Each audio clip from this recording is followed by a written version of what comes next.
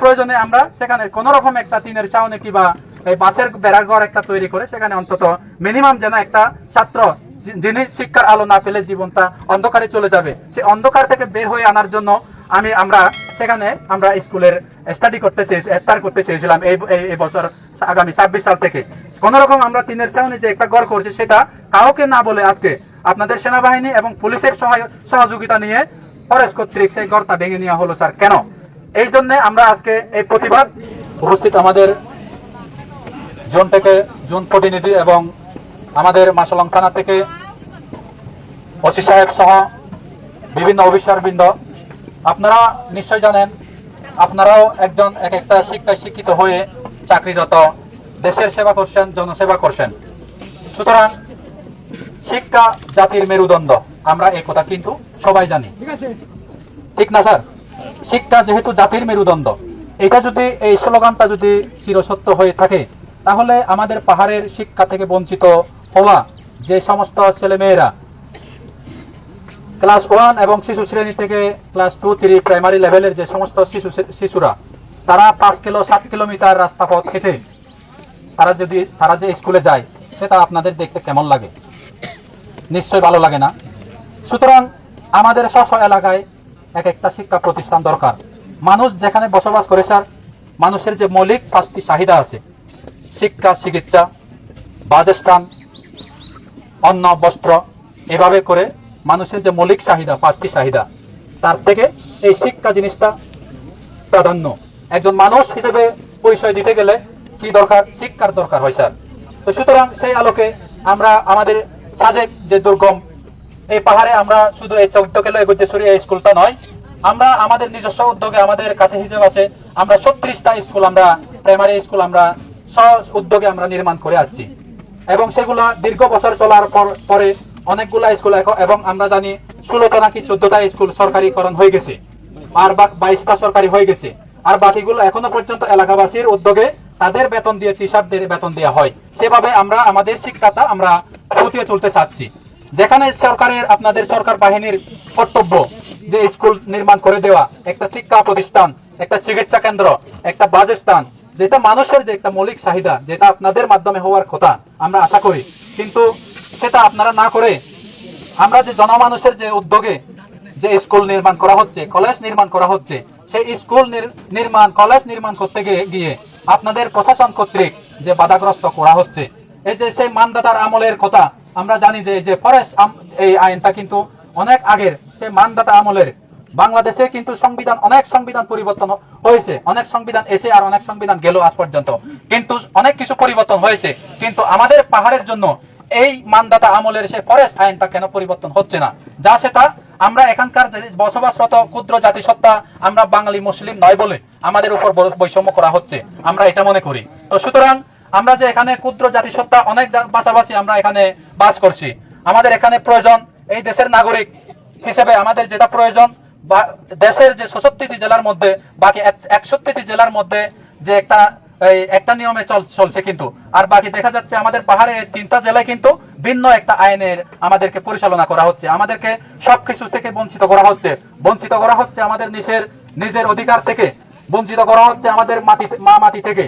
আমাদের যে এখানে যে বলা হয় যে ফরেস্টের জায়গা, এটা আমি যেখানে বাস করি এটাও বলা হয় যে ফরেস্টের জায়গা, এই যে আমাদের বাজার এটাও ফরেস্টের জায়গা। তাহলে আমাদের জায়গাটা কোনটা স্যার?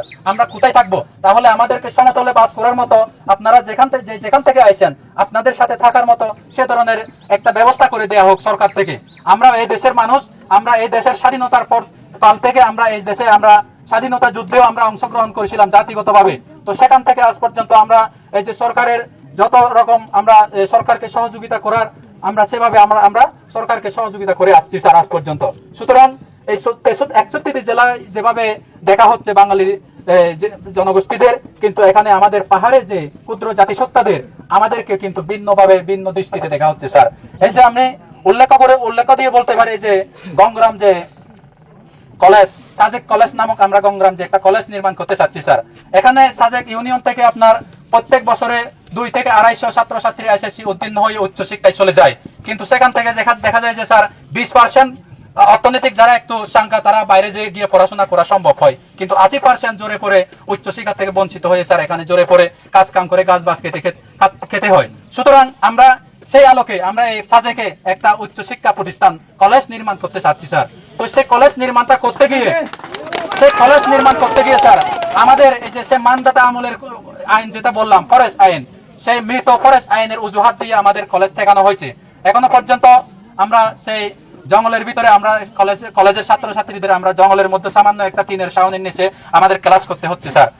আর যে সাজেক কলেজ আমরা প্রায় স্থানীয় জনমানুষের উদ্যোগে নিজস্ব পকেটের টাকা খরচ করে স্যার গাছ বাস কাটার টাকা খরচ করে সেই টাকা দিয়ে আমরা যে কলেজ নির্মাণ করছি, এই কলেজে আমরা এখনো পর্যন্ত দাঁড়াইতে পারতেছি না স্যার। তাহলে কেন স্যার? ওখানে দেওয়া হয়েছে ফরেস্ট আইনের যে চেয়ারম্যানের আমাদের যে জনপ্রতিনিধি এই 36 নং সাজেক ইউনিয়ন চেয়ারম্যান তথা 5 নং ওয়ার্ডের মেম্বার পরিচয় চাকমা, এদের উপরে দেওয়া হয়েছে সেই কলেজ নির্মাণের অপরাধে আপনার মামলা দেওয়া হয়েছে বন বিভাগ কর্তৃক। সেখানে দেখা হয়েছে 50 লক্ষ টাকার ক্ষয়ক্ষতির পরিমাণ।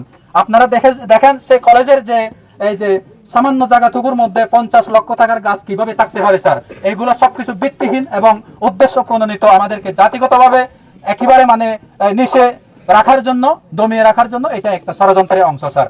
তো সেখানে আমরা যেটা বলতে চাচ্ছি এই যে সেই ধারাবাহিকতা আমরা এই যে 14 কিলো আপনার 14 কিলো থেকে এই 3 কিলোমিটার 4 কিলোমিটার রাস্তা হেঁটে মাসালং এই প্রাইমারি স্কুলে যে একটা যে শিশু শ্রেণীর বাচ্চা যে স্কুলে আসবে স্যার, এটা আপনার ভাবতে কেমন লাগে একটু বলেন আমাকে। তো সেই ক্ষেত্রে আমরা সেই জন্য আমরা 14 কিলোতে একটা স্থানীয় মানুষের উদ্যোগে এর আগে কিন্তু স্যার আমরা বারবার সরকারের কাছে আমরা আবেদন করছি যে এখানে একটা স্কুলের প্রয়োজন। আমাদের জেলা পরিষদ থেকে শুরু করে সব জায়গায় আমরা দপ্তরে ইউএনওডিসির কাছে পর্যন্ত আমরা এর আগে 2-3 বছর আগ থেকে আমরা একটা স্কুলের জন্য প্রাইমারি স্কুল নির্মাণের জন্য ওই 14 কিলো এলাকায় আমরা আবেদন করে যাচ্ছি, কিন্তু আমাদের আবেদন কোনো তোয়াক্কা না করে স্যার তারপরেও আমরা নিজেদের উদ্যোগে যে স্কুলটা নির্মাণ করতে যাচ্ছি সেই স্কুলের নির্মাণ কাজে এবং স্কুল চালু করার সহযোগিতা সবকিছু দায়িত্ব কিন্তু প্রশাসনের এবং সরকারের, সেটা না করে উল্টো আমাদেরকে সেই দায়ে কেন আমরা স্কুল নির্মাণ করব সেই দায়ে আমাদেরকে এই মামলা বন বিভাগ কর্তৃক আমাদের মামলা দেওয়া হলো। এখন মামলা দেওয়ার পরে এটা আমরা এখনো কোর্টের সাথে আমরা সেই মামলার সাথে আমাদের চেয়ারম্যান মহোদয় এবং মেম্বার সাহেব তারা এই লড়াই করতেছে মামলার সাথে। তো তারপরেও আমরা দফায় জুনে গেছিলাম, ক্যাম্পে আইছিলাম। সুতরাং যেখানে কথা বলার আমরা সেখানে কথা বলছিলাম স্যার।